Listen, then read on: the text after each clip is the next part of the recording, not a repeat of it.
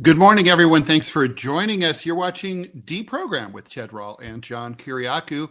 Sitting in the John chair is editorial cartoonist for the Chicago Tribune, Scott Stantis. Scott, Hey, thanks for joining us. thanks for having me. Thanks for filling in. John will be back on Monday. We're here Monday through Friday, 9 a.m. Eastern time. John's nothing terrible. He's attending a funeral, but it's for an elderly relative. I always think that it's funny when we think, well, it's not not a tragedy because they lived to be old, but you miss them more if they lived to be old because you knew them longer. You think? I mean, I'm just saying it's worth considering that possibility, unless you got sick of them because you knew them for so long and you're like, bye. Well, that plus, they dementia and other things, which you and I have both dealt with. I mean, that it can be actually a blessing when they. It can be. Depart. I mean, or at least a mercy. Let's put it that way. Yeah. Some people, it's a blessing. It's not always bad when people die. Okay, so that's dark. It's really anyway. Thanks everyone. Please like, follow, and share the show. Please continue. So we did achieve our $1,000 for Robbie Aid. Thank you everyone for getting us to $1,000. We do that every month in order to keep our producer, who we, as you guys know very much, we really need. Robbie will be in the background and starting about half an hour. He's got something to do this morning.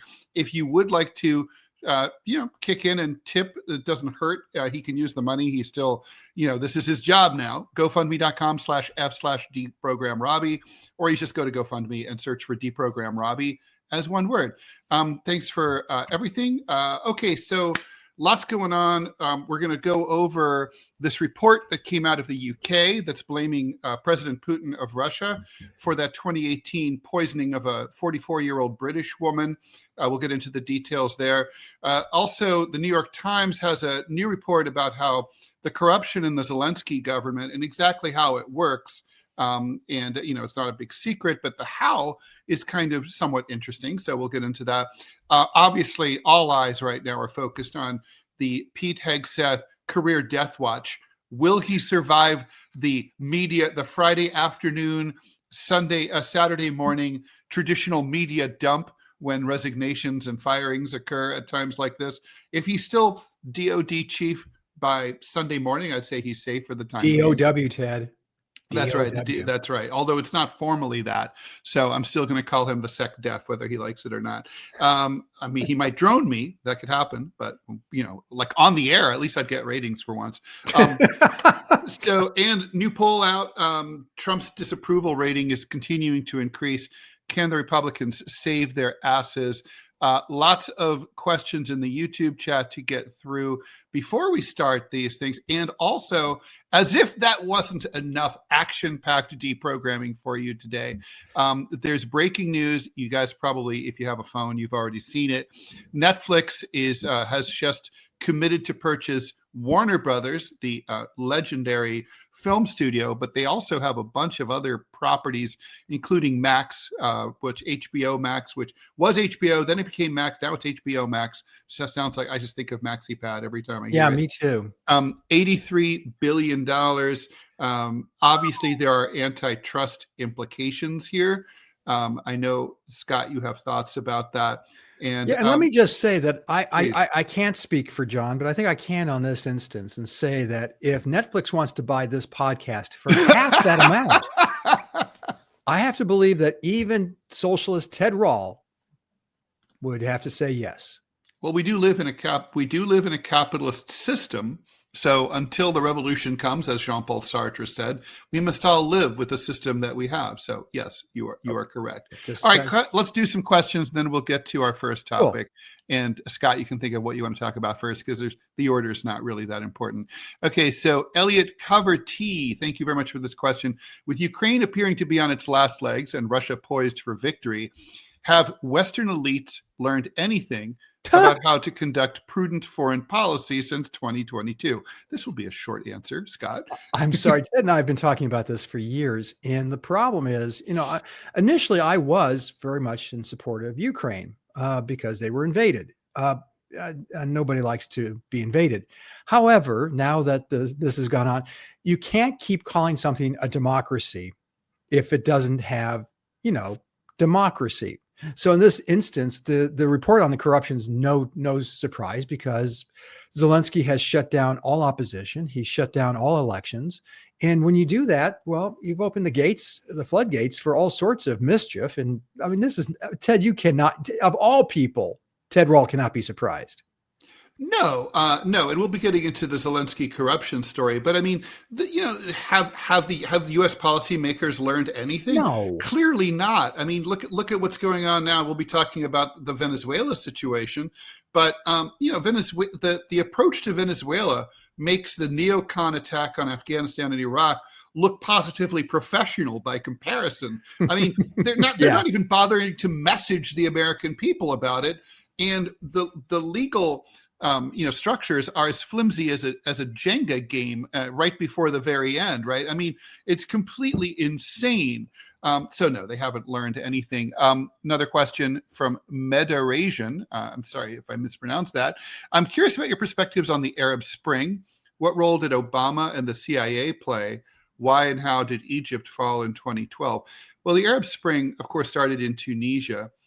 With the overthrow of Ben Ali, and of course the fall of Hosni Mubarak in Egypt was a big part of it. Look, the CIA played a huge role in the overthrow. The Ben Ali thing less so, but in terms of Egypt, the CIA, the U.S. called Mubarak and said, "You've got to step down," and basically, Egypt was a client state. I mean. This, by the way, this is one of my favorite rants. I always say you can't have a nonviolent revolution. And Tahrir Square and the overthrow of Mubarak was largely a peaceful affair. I mean, not to say that there was no violence or anything. In fact, I know a woman, a reporter, who was there for Al Jazeera in Tahrir Square, and she was raped in Tahrir Square. Okay, so by gross guys who were there. So it's not like there was no violence, but I mean, it was not a revolution, right? As you and I both know it from history. And what do you get out of that? You end up with Al-Sisi, who is completely the same as Mubarak. Yes, yeah. He's exactly the same. It comes out of the the dictator, the dictator factory out of Central Ohio. Produce these guys. Hey Ted, I lost your audio for some reason. I'm going to jump off and then jump back on. Okay. Okay. Yes. Yeah. Maybe you can use your phone, switch to your phone or whatever. For this technical glitch. Okay, that's totally fine. Okay, so as Scott Stantis tries to get back in, and I'll put him back in right away. This happened yesterday on the DMZ America podcast, so I have a feeling that Scott needs to call his tech people.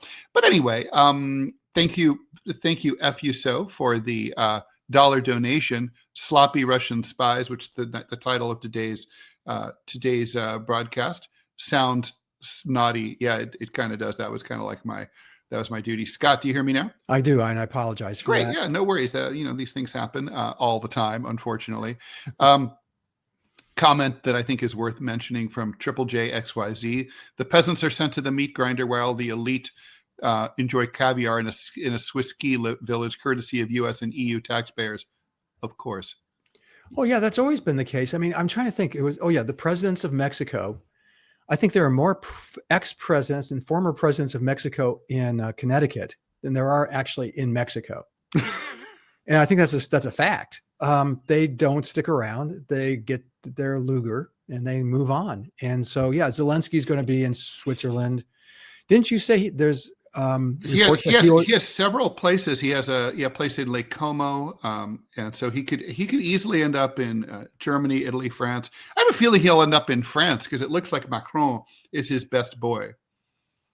Okay, well, there you go. It's unfortunate because, as I say, initially he seemed to be a righteous fighter against an invasion of his country, and that Did he really? He did. Oh, That's come on. Funny because I don't remember having that opinion, and I don't think I expressed. You did not. Opinion. I did, and most people did, because that was the optics. But then, as you pointed out, and you were one of the few ones who was, because it was not kosher to say that Zelensky was somehow not a Democrat, a grifter.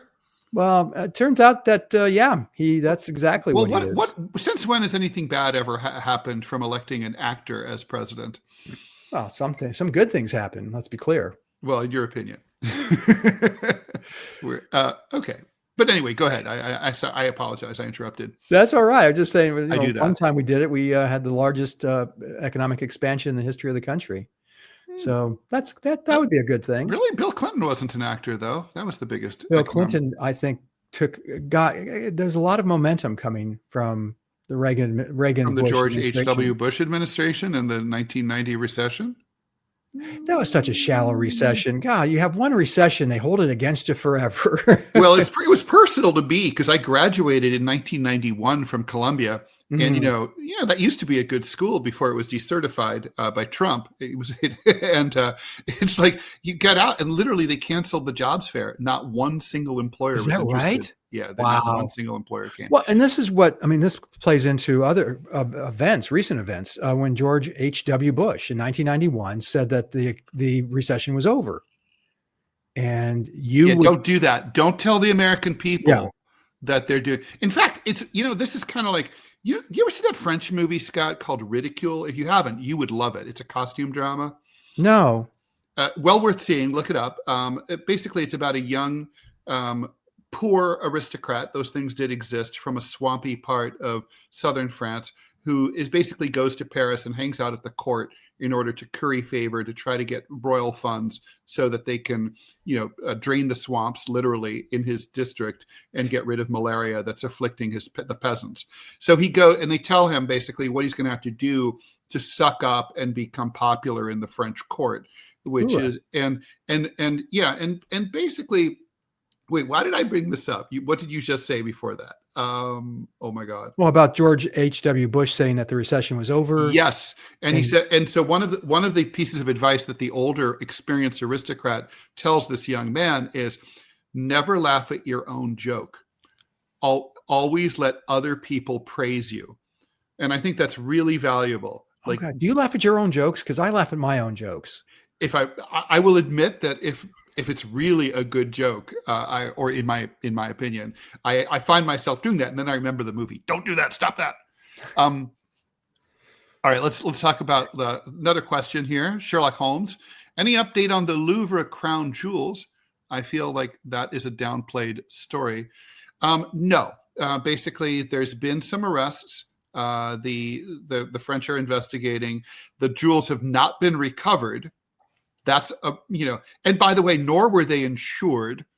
Oh, wait. I'm sorry. This is a piece of information I did not know. They were not insured? No. According to the Louvre, which used to be like Columbia, an institution that was worth something, they couldn't afford the insurance, the coverage. I guess it's like Obamacare. The premiums were just too high. So they couldn't afford it. And they're like, we'll be fine. So what's the worst that can happen? Right, exactly. So so the jewels are MIA still. I would imagine that the French police and the Sûreté are not.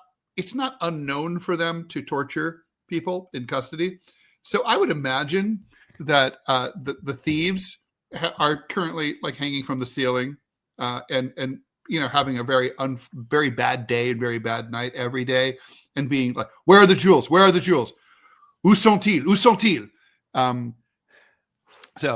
But we will obviously keep you posted when anything breaks on that. Quite a story.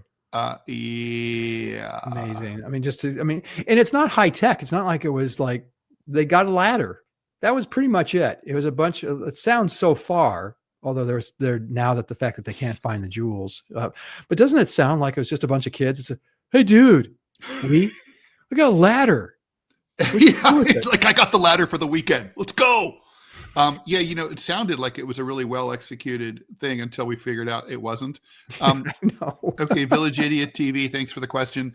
Disagrees with me. Perhaps the civil rights in the movement in the United States was a kind of nonviolent revolution, if only regionally. Also, India must maintain hope for nonviolent change.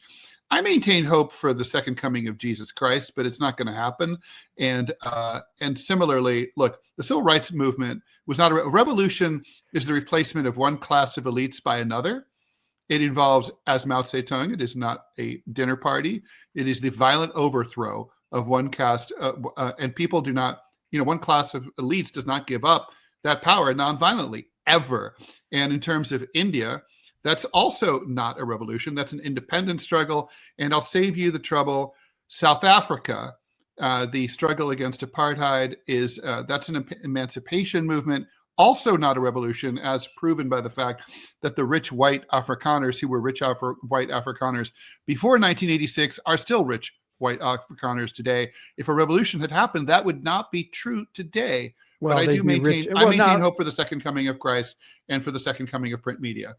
To be fair, they're soon to be rich white Americans, because they're the only ones apparently who are immigrate here now. Yes, that's a good point. Thanks for that correction, Scott. Philip Blair has a political cartooning related question. Sure. Didn't they try to tell us the Arab Spring happened because a political cartoonist made a 14-minute video? What was the political cartoon angle? Oh, right. Oh gosh, I have a vague memory of that. And do you remember it, Ted? Because I'm trying. I have a vague memory of it too. And it wasn't Farhat in Syria, who was the cartoonist, and Assad's goons picked him up and beat him to within an inch of his life, broke both his hands. It was pretty atrocious. But that's not what the trigger was. The trigger was, oh my gosh. And now I'm trying to remember, what was another scandal? Oh, Hillary Clinton and the video that triggered the killings in Libya. Oh gosh. So remember that, Ted? The not the ambassador, but the ambassador. Benghazi attack? What's that? The attack on the Benghazi consulate. Yeah. And that was caused by a video that had like 3 views. Right. And there was also, I remember part of the blame was not a video, right? But it was the Danish Muhammad cartoons. Right. Well, that's what the video was about. It showed them on YouTube. It was a YouTube video that created. Yeah. So, all right. So to refresh people's memories, there was a Danish newspaper, a satirical magazine that published a series of cartoons, basically that were just like Muhammad sucks cartoons. And they're kind of, if you see them now, you're probably like, oh, I remember those. One's got like one where Muhammad's turban is a old fashioned bomb with the fuse sticking out. Yeah. And there's a bunch of others. Anyway, those cartoons, it's hard to overstate just how much shit they caused around the world as they were spread by rabble rousers, like basically radical Islamists in Kabul and all over the world, Cairo. They showed them. There were mass demonstrations all over the place. There were assassins dispatched to kill those cartoons. There was a fatwa, the cartoon. One guy, I love this story. He was sitting in his house in Copenhagen, and he had like a Jodie Foster style safe room in his house. I mean, as all cartoonists do, and as Scott and I do, sure. Guys, don't forget that. But he had tricked out his house like a fortress in preparation for this. And some murderer, some Al-Qaeda type dude, some ISIS type dude, broke into his house with a fucking, AR-15, probably an AR-15, but an AR-15 style gun, armed to the teeth, grenades, the whole thing. And the guy basically went to his safe room, the cartoonist, he was like 65, and basically locked all the doors, and he had speakers in there. It was like a movie. And he's like, hey, asshole, guess what? You're locked in. I'm safe. The cops are on their way. Fuck you. And started insulting the prophet and just going on and on until the cops arrived. And the guy's just sitting in there drinking port and just waiting for the whole thing to happen. I was just like, I don't appreciate the cartoon, and I'm not sure it was a good idea to insult someone's religion gratuitously. But that said, I got to hand it to that cartoonist. That's some pretty balls out action. Yeah, I love that. We may or may not have safe rooms if anyone's listening who may want to do us harm. I want to be really clear that you don't know that we don't have a safe room. Well, that's true. And I would, and I really clear. Not to mention, I also have an attack cat. And, yes, Clovis will. The bloodshed. There's already been enough bloodshed due to that cat, and nobody needs to see any more. So ISIS, I'm looking at you. fuck Well, off. and we just got a dog, and he's been leaving telltale signs that the squirrel issue we were dealing with is no longer an issue. Just saying. There's a pile of fluff and bones around I've stumbled across in our backyard now. No, things turn ugly when animals do shit.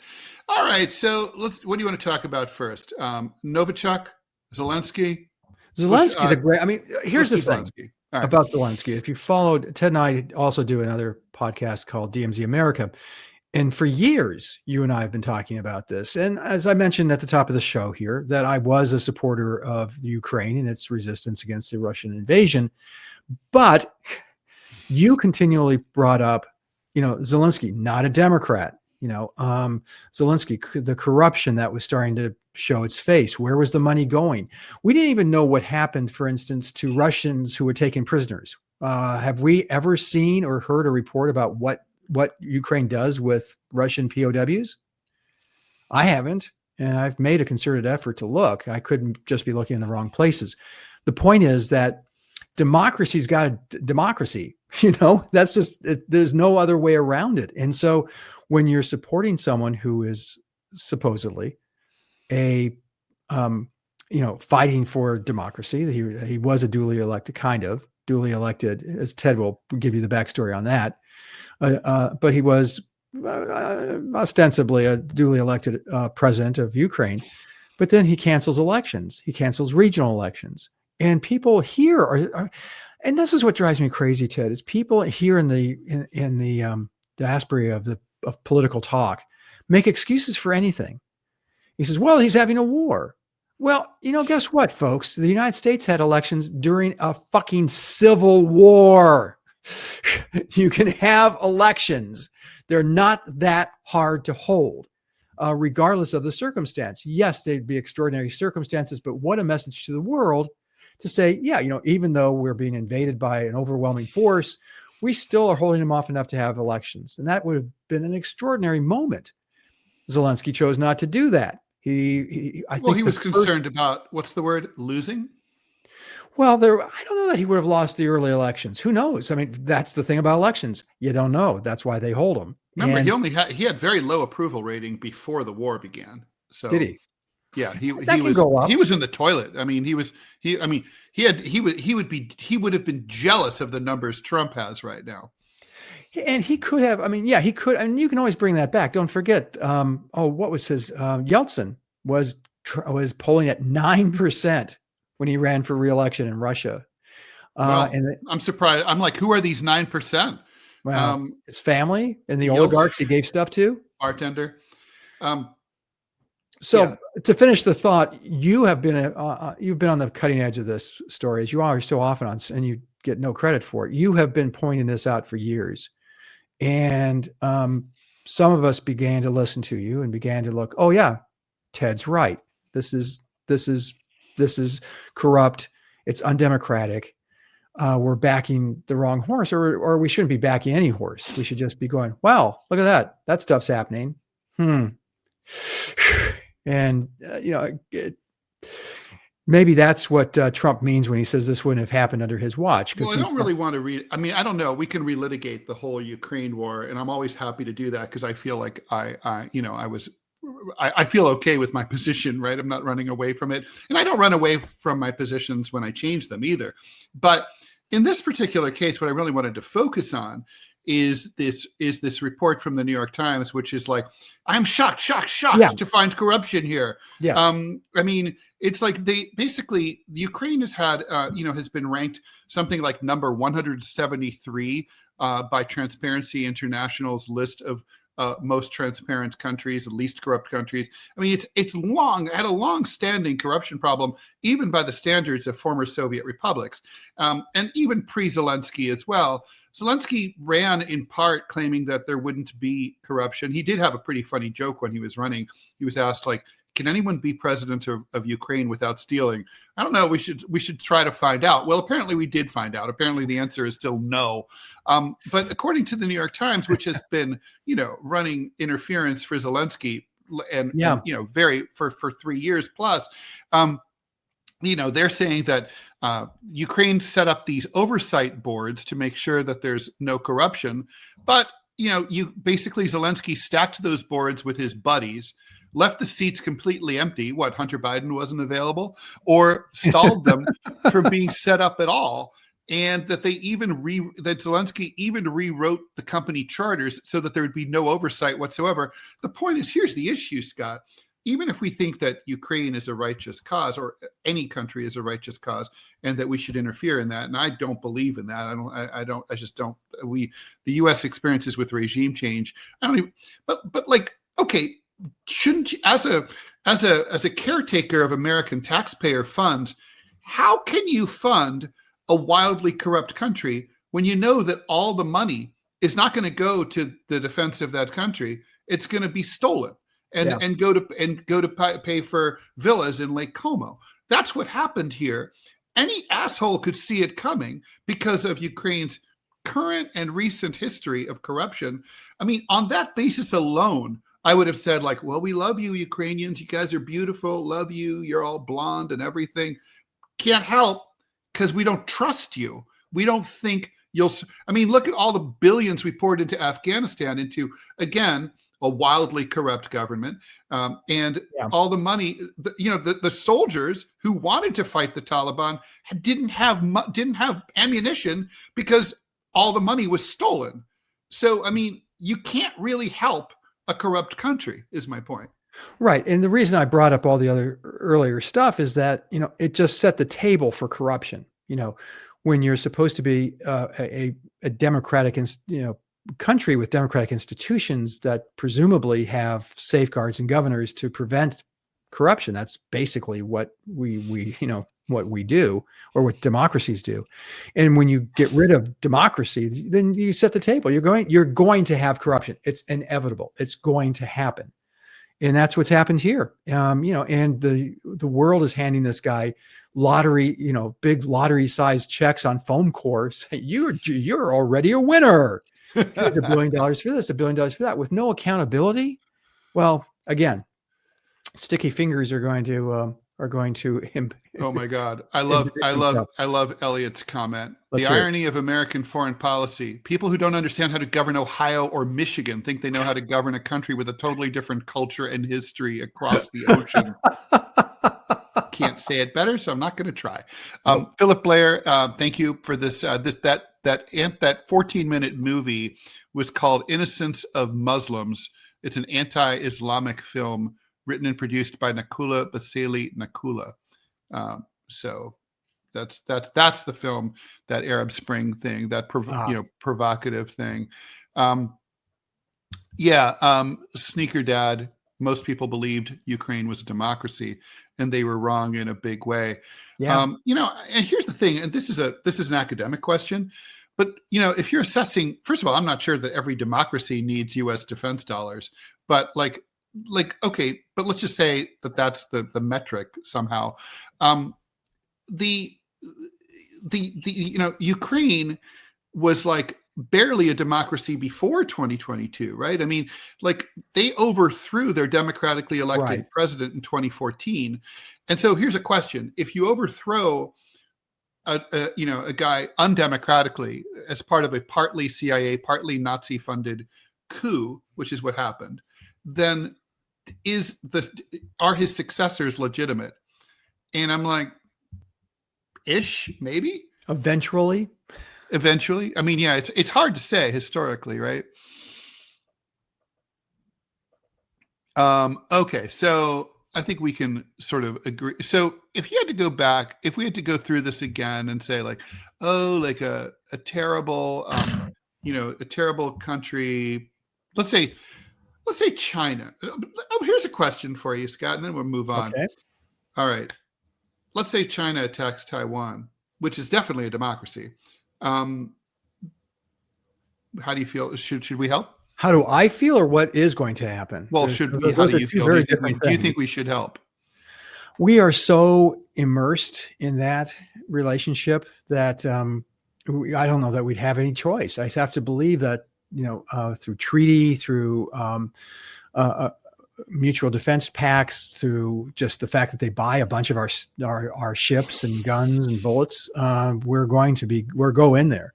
Should we go in? Is that the hill that you want to flush 100,000 American lives down? Boy, I'd have to think long and hard on that. And it's weird because it's not like this is a new issue, Ted. It's not like it's not. And it's not like I haven't had the time. And my father-in-law was a Taiwanese independence advocate. And so, I mean, I know the issue. Here's the thing. I think it's a simple issue for the U.S. Okay.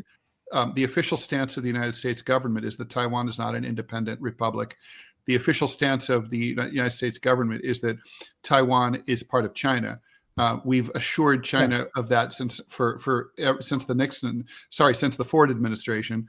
So, Carter, right? So basically, we can't defend a non-country. So, legally, as far as we're concerned, unless we recognize American independence, unless we recognize Taiwan independence, they have to declare independence. Then it's. So my point is, I don't even think then we should go. But I'm a non-interventionist. But there's nothing to talk about until that happens, right? No, it's, and you're absolutely correct. It's not a sovereign country. It's not recognized by the United Nations. It's not recognized by the United States government as a sovereign country. I wish it were. It should be. I mean, it's been. Well, maybe they would have to declare independence first for that to happen. Of course. They haven't had the balls to do that yet. So, Trump, if you remember on the campaign trail, had alluded to just saying, let's just pull the trigger. And if anyone's going to just pull the trigger, it's this guy, and he hasn't done it. He's looked at the dynamics and said, okay, this is no, we can't. This is going to get way too messy, and so. So given what you've just stated, I'm anti-intervention now too. I mean, I tend to get seduced by, this sounds like a good idea until it's not. Well, that's the American way. But yeah, so I think that's one thing I respect about the Trump administration so far, except for, on some of its foreign policy, which is that it doesn't like war. It sees war as stupid, wasteful, expensive. And you can make the case that maybe it's necessary, but I would make the case that, if you look at many conflicts through a historic lens, that they were not necessary, and that America just got, hurt itself more by jumping in. So with Taiwan, that's a great academic. I'll have to give that some more thought, because I think what our reaction would be is just send them a crap ton more arms, but they're armed to the teeth now. So Lord knows what else we can sell them. Right. And ICE agents, those guys, apparently they're fat and stupid, and they're, did you read those reports? That's hilarious. We can send them. Yeah, indeed. Okay. So let's see. Okay. So sorry, I dropped the feed a little bit. My apologies. That's my fault. Okay. So let's see. We have an ad, and I should go ahead and read that ad. Read it with verve. I love that. Always with verve. Okay. Come on.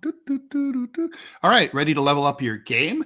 AIM Controllers is where custom meets unbeatable value, and right now it's the best deal of the year. We start with official Sony and Xbox controllers, fully compatible with console and PC. No functionality lost. Then you go wild with custom features, smart bumpers, paddles, grips, stick height, custom buttons, even design your own PS5 snap panels. And here's the part no one else is doing: lifetime warranty on all modified parts. That's right, lifetime. What other company does that? Exactly. Normally, a fully loaded setup could cost you $400, but during our one price promo, it's just $209 US or 182 euros.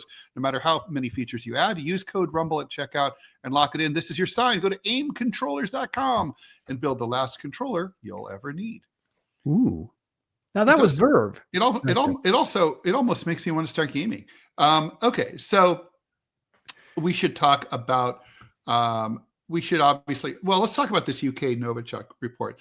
So back in 2018, the British authorities claimed that a British national, a 44-year-old woman, mother of three, died from nerve agent called Novichok. They claimed that this was a military grade nerve agent, and basically their theory was that a pair of Russian FSB operatives had been sent to the UK to kill a Russian anti-Putin dissident. Basically, that the operation was called off, so the derps threw it away, and then basically somehow it came into contact. The perfume bottle containing the agent that had been dumped in a trash can somehow ended up being exposed. This woman was exposed to it. Oh, no. The story gets better, Ted. And she died. Her partner gave it to her as a gift. Dumpster diving partner. Yeah. Well, he claims he got it at a charity bin, which I'm not sure. This is a BBC report, which I'm assuming is a thrift store or something like that. So, so he bought her some used perfume. I love you, baby. I love you. I love you so good. You love me so much. And she sprayed it on her wrist. And you smell so good. Wait, what's happening? Wait, what's wrong? Honey? Okay, so now, look, that story has more holes in it than a Venezuela attack, propaganda video. But now the new report, the British are doubling, tripling down on this, and now they're saying, well, it's Putin who sent this in to sent these FSB operatives to kill someone who they didn't kill, and so Putin and the Russians should be held legally and morally and ethically responsible for what happened here. I'm going to just say that I don't know if I really want to call bullshit on it, because I'm not sure it quite rises to the level of being as credible as bullshit, but it's pretty lame. I mean, it just seems now that, like, with the loss of Ukraine, the West is struggling to find ways to remind everyone why Russia is evil. Well, from what I can read, and I can only read what is available, obviously, and that is that this woman in the perfume she did apparently die from exposure to a nerve agent. Initially, they thought it was something else, that they actually called her a drug addict, and the BBC reported her as a drug addict, her being a drug addict, and died from an overdose. I'm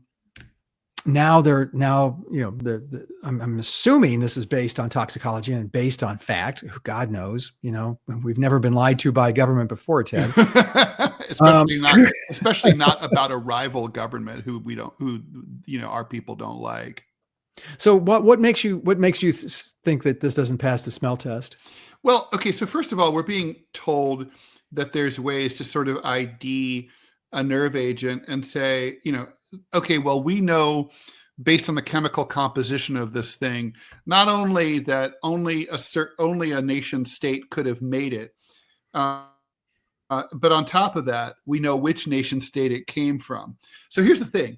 I know I didn't graduate, but I did do 3 years at Columbia School of Engineering and Applied Sciences I was an applied physics and nuclear engineering major.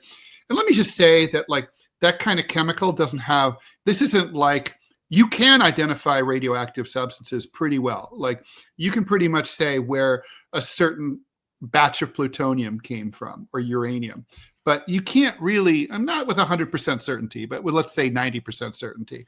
You can't do that with a nerve agent. You can't, there's just no identifying markers. So it's like, they're saying something that's not true from a physics standpoint and from a chemical composition standpoint. So just on that basis alone, I never believed the story. And it's kind of like, also, where's the proof that this was a nerve agent at all? And nerve agents can come from anywhere, right? I mean, hell, like, they could have originated in the UK. It could have been some, industrial disposal where someone stole this from a factory. And dumped it, and then thought better of it, dumped it into a dumpster where it ended up at the tag sale, right? I mean, I don't know. Is it possible that this went down exactly the way that the Brits say? Sure, but there's just not enough certainty there to say we're going to. I mean, it feels like a real stretch to be like Russian President Vladimir Putin murdered this woman. Yeah, that's where the report gets. It comes off the rails, and their connection was that there was a Russian dissident that lived nearby. That's where this could have come from. And that seems fairly weak tea as well, but you're right, Ted. The way the report meanders along, and I read a little piece of it this morning, it sort of goes doop. Maybe these, some dissidents, this is sort of the MO for Russian agents, is to poison these guys. This is the poison they used, and Putin. And you're kind of sitting there looking at this thing kind of going, wait, what? Did Putin actually, do you think Putin actually had like a card table, like a foldable card table, and had a little box of these perfumes? He was just sort of, everything must go. It's like, deadly perfume, barely used. He's makes ladies of girls smell the way that they smell. Like cabbage and potatoes. Who does not love? Yeah. So Ted, your smellometer kind of picking up on this. Yeah. To go from, it's going from, let's give it the best spin. Some goofy agents were there. They're going to try and douse this guy, and they were going to kill his daughter as well, allegedly. And give her some perfume, which seems weird if they wanted to kill him, but don't know what they're into. And then it didn't work, so they throw it out. I mean, this isn't stuff that gets approved at the highest levels, This isn't right. That's a fair point too, right? I mean, so yeah, even if this were, I don't know, let's blame that American admiral. Apparently he's taking the fall for everything these days. Let's move on to him. Okay. Yes. There's a lot to talk about with this drone. Not the Yemen. I don't know why the thing says Yemen. But with the boat attack off of the coast of Venezuela. Venezuela, yeah. So basically I was talking to Jamal Thomas. He interviewed me this morning about this earlier before our show. And he brought up a really good point, which is, why do we only care? This is a double tap strike. So double tap strike, as at least in recent history, originated with something that the Bush and Obama administrations used to do all the time in places like Pakistan. And they probably, sure it still happens. Basically, you bomb a target, like usually a car, for example, and then passersby, good Samaritans, first responders, ambulance workers, doctors, nurses, they come to assist. And then, aren't we funny? Then we drop another bomb in the same spot and kill all of them. That's called a double tap strike. To basically everyone kind of agrees that's gross. And yet, we do it all the time. So that's what happened here. It's a double tap strike. The changing narratives of the Trump administration definitely raised my hackles. I mean, there's lots of times when you can have a changing story or a changing narrative that's still totally true because you're trying to figure out what happened or you're looking at it from a different point of view. But in this particular case, this event was recorded, right, on video. Yeah. And it was recorded internally, and there are detailed logs. So we blew up this boat. It was 40 feet long. There were 2 survivors, presumably injured, on the high seas, clinging to a piece of wood in the middle of the Caribbean. We observed them for 41 minutes, and then we dropped another bomb on them and killed them. I mean, I guess to me, what we should have claimed was that it was a coup de grace to put people who were going to die for sure out of their misery. Instead, you have this story that, first of all, A, that didn't happen. Well, okay, B, it did happen. Then it's like, okay, well, it was Hegseth. Well, no, it wasn't Hegseth. It was this admiral. Oh, where was Hegseth? He gave the order. No, Hegseth was at the bar or wherever. He's busy. Yeah, he said, literally, I was busy. There's a lot to do at the Department of War. He was out warring. So Hegseth is, so all these narratives keep changing. And then it's like, but it was the admiral, but we think he was totally right. And now there's a congressman said, oh, actually, there was a third and a fourth strike. And I don't know if he was joking and being sarcastic, or if he's being real. But the point is, certain members of Congress were briefed. They saw the video. Democrats came out of it saying that they'd never seen anything quite like it, even though they'd seen video of other aerial attacks by the United States that killed people. And the Republicans came out of it saying all A-OK, just like normal. So there's a lot going on here. And the New York Times finally gets around today to questioning, well, are any of the 87 deaths legal? And is it maybe the problem here? Obviously we all kind of agree it's not sporting to blow up people who are clinging to a piece of wood. The administration actually argued, Scott, that like they were calling for backup, that they were like on narco-terrorist 911, like calling Harvey Keitel from Pulp Fiction to come save their ass, come and help. Well, they could have gotten help. And I'm like, okay, well, at that point, they could have gotten into a UFO and started an alien invasion of the Earth. I mean, anything can happen. But I mean, come on, they're in the middle of the ocean. There's no evidence for anything. They were trying to right their boat. Okay, the boat was blown to smithereens, but Scott, it was a 40-foot boat in the middle of the ocean. Even if it hadn't been blown up, like, if you and I are in the middle of the ocean, let's say we're both 25 and in tip-top physical condition, we can't turn over a 40-foot boat. I mean, 10 guys can't turn over a 40-foot boat. Not in the water. No. It has made people very uncomfortable. However, it's polling. It's one of the few areas where Trump is actually polling pretty well. People aren't as aghast at this as they should be, because they should be. There's a conservative site here in Alabama called 1819, and the editor of it, who is a remarkable story, quick story. He had been in prison and cleaned up his life, got his crap together, and is now the executive who runs 1819. But he came out with a tweet, or an X, or whatever it's called today, and said that, due process. I mean, yeah, sure, due process, but I mean, not everyone deserves due process. I'm thinking, this is a guy who went through a system that gave him due process. It seemed like, and yes, actually, that's the whole point of due process, is that everybody does deserve due process. Yes. And so, given that there's no due process, that there's no evidence, this administration has given us no hard evidence that these boats are indeed carrying drugs. The New York Times did do a story on one of the boats that had been blown up, and the guy, he was a fisherman in a crappy little town in Venezuela. Mm-hmm. So to make some extra money, once in a while he'd move drugs. I'm not defending his being a drug mule, but it was once in a while. They had no idea if that ship they blew up of his at that time had illicit drugs destined for American streets on it or not.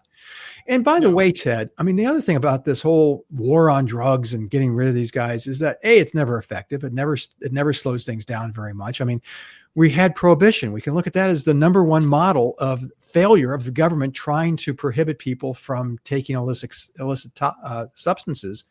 And two, I mean, isn't the problem really Americans taking these drugs? I mean, that's the fact that there's a market for that in America. They're not shipping them. But there's not even a market. They're not shipping these drugs to America. These drugs, the U.S. is suffering from a major drug problem.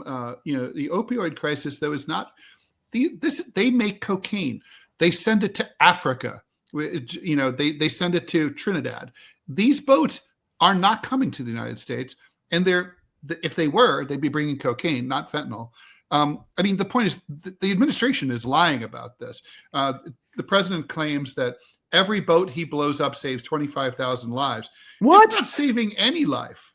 None. If it were, it'd be saving African lives, not American lives. And you know how much Trump cares about African lives, especially Somali.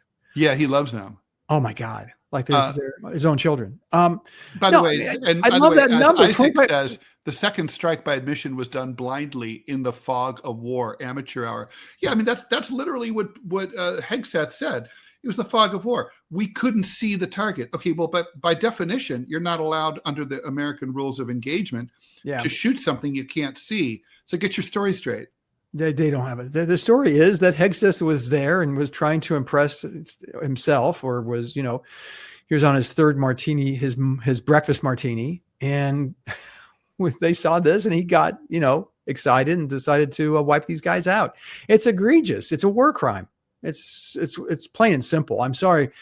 Well, it's murder. Yeah. I love FUSO. FUSO, thanks for the $1. If we were really serious about killing drug smugglers, we'd be bombing the CIA. Fair point. At least we'd know where to find them. Very good. Very good. No, if we really wanted to, we would be bombing Chinese ships headed for Mexico, and we'd be bombing Mexico. But we're not. Well, that's true. And that's something that producer Robbie has pointed out in the past. Hey, so we should talk about Trump's approval ratings in the minutes we have left. By the way, if you're joining us late, thanks for joining us. Please like, follow, and share the show. We're here Monday through Friday here on DeProgram at 9 a.m. Eastern time. John Kiriakou is out today. He's attending a relative's funeral. He'll be back on Monday. Okay, so do you want to handicap Hegseth's career odds? Is he still in this administration? Is he still sec def by Monday? Have there ever been? I'm trying to think. In the first Trump, version 1.0, was there ever an official who got in trouble with the media and the general public, who that then Trump jettisoned? I'm trying to think. There was Secretary of Defense. The Attorney General, former senator from Alabama, Jeff Sessions, but because he refused to prosecute things in a way that Trump liked, so he fired him. But I don't remember anyone getting into this kind of trouble, and then Trump saying, he always doubles down on these guys. You know what, Scott? I gotta hand that to you. I was thinking that there was a better than 50-50 chance of Hegseth being removed, but you're right. What you just said makes it lower than 50-50, because Trump doesn't do that. He doesn't cut people loose just because there's pressure from Congress or the media or from the voters. He only cuts them loose if they personally are disloyal or offend him personally. Yeah. No, I think I like that. Okay, so we need to talk about Trump's polls. Yesterday on the DMZ America podcast, you and I were joined by a pundit. We were handicapping the midterm elections. New polls just came out after that. Currently, 55% disapprove of Trump's job performance. He's down to 42%. These are Biden-like levels, not good. His biggest loss is among the place where he had his biggest wins that brought him to power, among independents. 31% still approve of Trump, independents, but that's down from 41% just 5 months ago, Scott. That's a pretty significant fall, isn't it? It's the economy. I hate to drag this old trope out, but it really is the economy, stupid. The economy is performing badly. And as we touched on at the top of this hour, Trump can't just dismiss it and say, everything's fine. I'm not hurting. I can afford things. You can't dismiss the American consumers' pain, and they're going through some significant pain right now. You go to the grocery store, I go to the grocery store, and we buy stuff, and you've just dumped $130 on one bag of groceries. And it's not like we're buying filet mignon and anything. It's like potato helper or whatever the hell we eat. I don't even know. But the fact that you have to address inflation. First of all, you have to admit it's happening. And you have to address it in a serious way. And this administration in no way, shape, or form is doing that. And you can't fix it quickly. Trump tried to drop the tariffs, the Trump taxes on food items. And it hasn't really had an appreciable effect. Have you gone, Ted, you're French. I'm French. We like bouffe very much. And have you looked at the price of beef lately? It is crazy. Yes, it reminds me a lot of this old Mike Peters cartoon from the inflationary period in the 1970s. And a person goes into a butcher shop, and the butcher's like, would you like to put that steak on layaway? We also, yeah. Take a guess. I'm not sure if you've looked. Stew beef. For stew, for chili. This is not the best cuts. Guess how much? $10 $10 a pound for the shitty stuff. Yeah. The good stuff is like 20, 25. Well, okay. So getting back to your question, the American people are seeing this. They're not seeing gas prices budge. I mean, I think $2.50 seems not outrageous price for gasoline in the 21st century America, but he promised that those prices would come down. They haven't. No. And they're looking at this guy who's spending an awful lot of time blowing up boats and, threatening and trying to garner peace between Djibouti and Somalia, or whatever the hell he's on today. That's hurting him. I think that is absolutely the gist and the crux of where the problem is. Literally, I'm glad you brought this up, Scott. So, I mean, lest anyone think you're joking, Trump literally just announced his latest agreement between Congo and Rwanda. So the Democratic Republic of Congo, 2 different Congos, by the way. Yeah, there are 2 different Congos. So, but this is the big one, formerly Zaire, right? I can't help but note the fact that this is of great interest because Eastern Congo be full of blood diamonds, right? So lots of other rare earth minerals and blah, blah, not gold leaf, because then we'd be at war with them. Well, that's all the gold leaf has now been used. It's all on the wall at the Oval Office. Oh my God, Ted! It looks like it looks like a French whorehouse. It is egregious. And now they have the sign outside that in gold calligraphy that says the Oval Office. Have you seen this? No, I've not seen that. And they have the breezeway that goes from the residency to the Oval Office that now is the presidential Walk of Fame. Oh, is that with the one with the Biden picture of the it has of the auto first the Trump. auto pen. And I don't know. We've never talked about this, and because Ted and I are both cartoonists, aesthetics matter to us. But the official portrait of Trump now,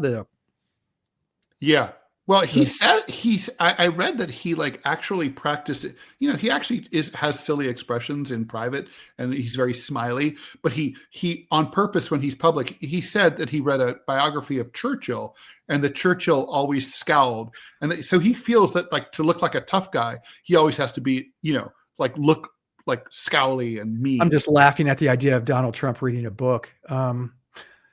Sorry. Yeah. Well, maybe he read about someone writing a book or something. I don't know. I mean, he's going to try to buy us off. I know you're going to love this.